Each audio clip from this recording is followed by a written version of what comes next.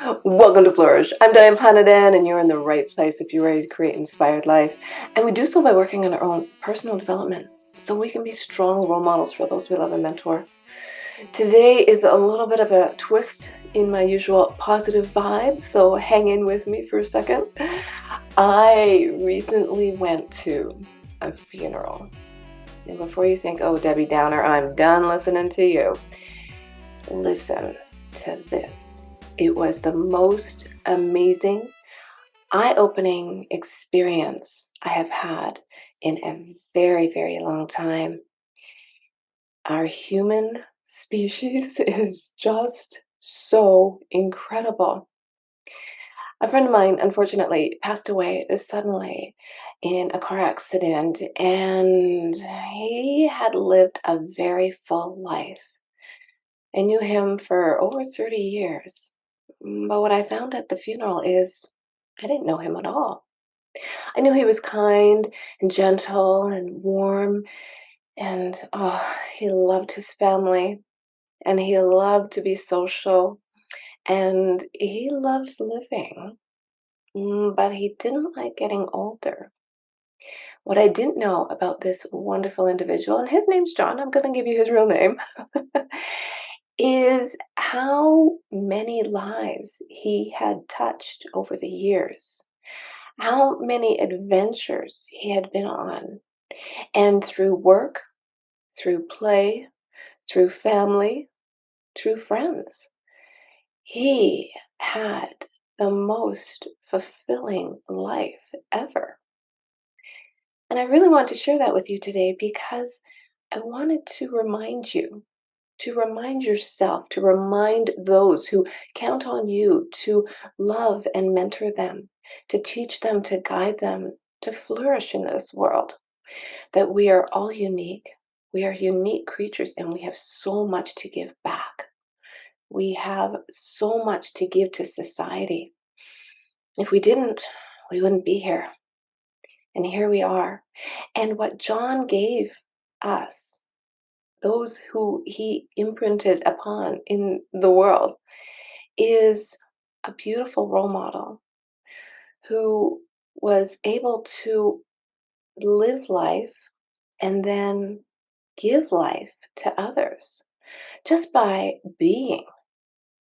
Now, that's what self-actualization is all about. And you have a responsibility to flourish and grow and thrive, to give back to society. Because if you don't, you'll lose a little bit of what this paradise is all about. Now, sure, John didn't have perfect days every day. None of us do. But, if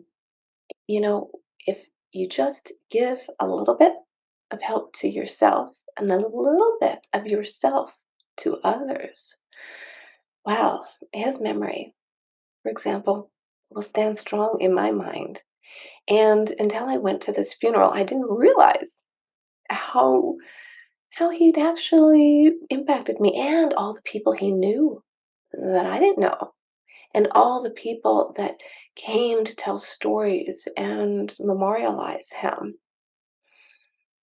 John died quickly, and he would have wanted it that way. So for that, I'm thankful. He's at peace and he's at rest. And John was an amazing storyteller. I mean, he was not a writer, he was a manager in his life. But he communicated with people through storytelling.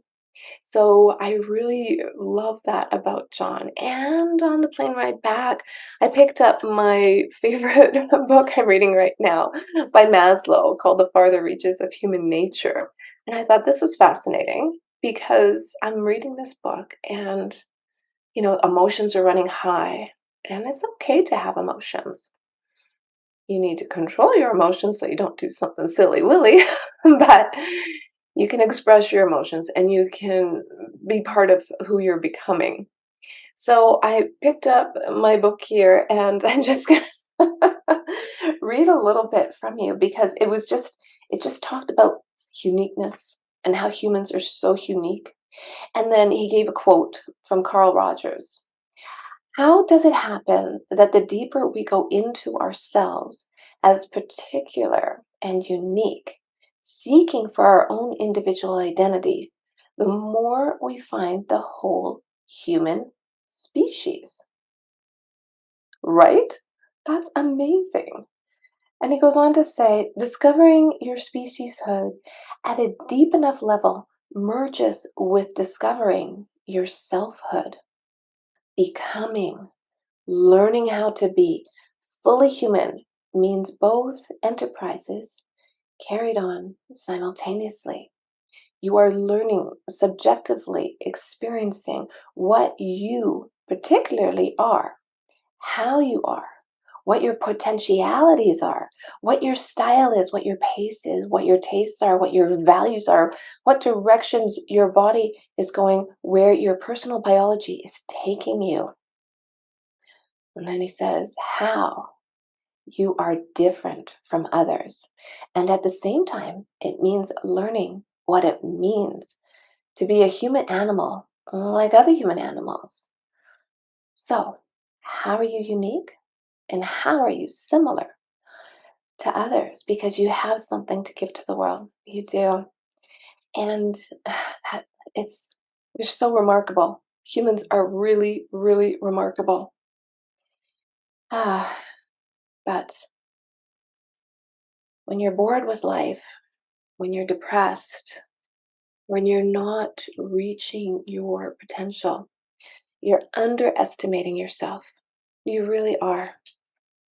So, John's funeral and his memory in my world gave me a clearer understanding of becoming, becoming human and reaching potential and being, because that's what life is all about.